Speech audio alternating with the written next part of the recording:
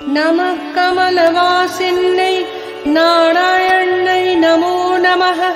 कृष्णप्रियायै सारायै पद्मायै च नमो नमः।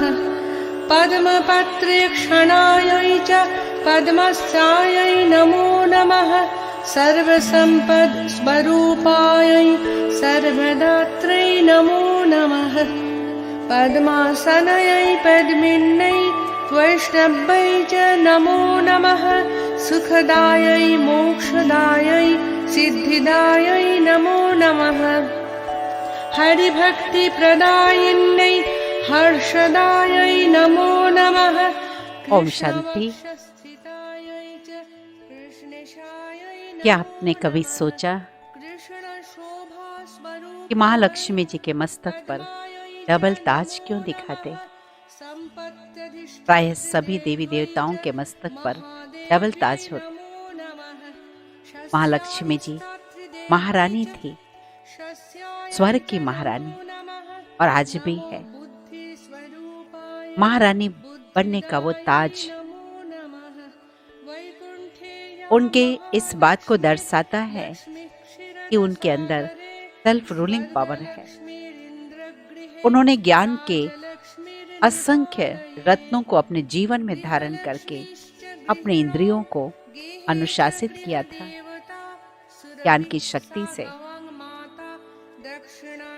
लक्ष्मी जी के मस्तक के पीछे आभा मंडल दिखाते हैं, प्रकाश का चक्र। ये उनके संकल्पों में पवित्रता और दिव्यता का प्रतीक है। माँ लक्ष्मी माँ दिव्यता के भंडार है, पवित्रता के भंडार हैं, जिनकी कीर्ति दूर दूर तक फैलती है।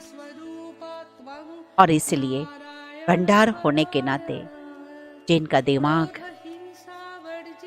जिनकी भावनाएं इतनी ऊंची हो, जिनके मन में शुद्ध संकल्प इतने श्रेष्ठ हो, तो उनका वरदानी हाथ सदा सबके सर पर रहता है।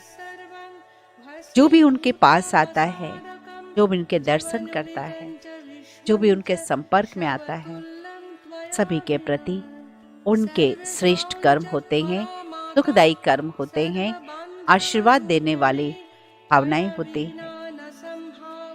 और धनदायिनी माँ लक्ष्मी जी, जिनके एक हाथ में पैसे बरसते हुए दिखाते हैं, जिनके व्यक्तित्व में इतनी अपार विशेषताएं हो, उसे धन के लिए भटकने की आवश्यकता नहीं।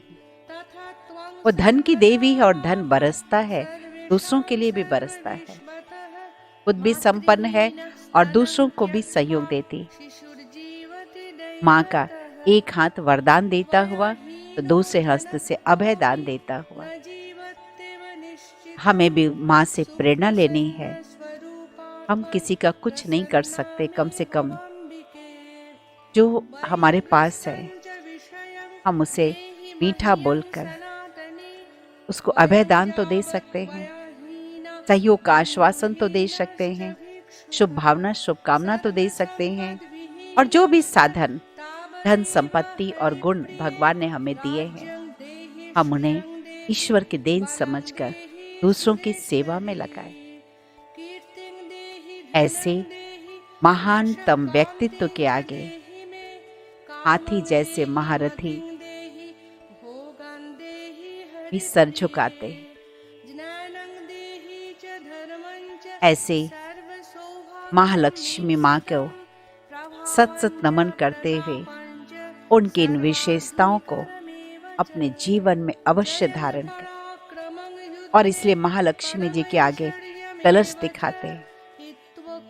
पहले इन बातों को हमें अपने बुद्धि रूपी कलश में धारण करना होगा कि इन सभी अलंकारों के आध्यात्मिक रहस्य को समझकर हमें जीवन में अपनाना है। हम सभी के लिए कितनी गर्व की बात है कि भारत देवभूमि था और देवता कहाँ थे, कहाँ गए?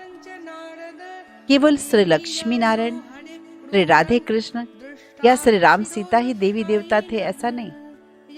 यथा राजा रानी तथा प्रजा सभी दैवी गुणों से संपन्न थे। आइए हम सभी आत्मविश्लेषण करें, आत्मनिरीक्षण करें और इन सभी अलंकारों के आध्यात्मिक रहस्य को समझते हुए अपने जीवन में इनकी धारणा करें। परमात्मा पिता से शक्ति लेकर, परमात्मा पिता से शक्ति लेने की विधि का नाम सहज राजयोग है, जो प्रजापिता ब्रह्मा कुमारी ईश्वर विश्वविद्यालय के प्रत्येक सेवा केंद्रों पर सिखलाया जाता है। और इन दिनों तो ऑनलाइन भी सभी जगह इस राजयोग की शिक्षा प्राप्त की जा सकती है। बहुत बहुत शुभकामनाएं इन एडवांस। भविष्यति न संशयः।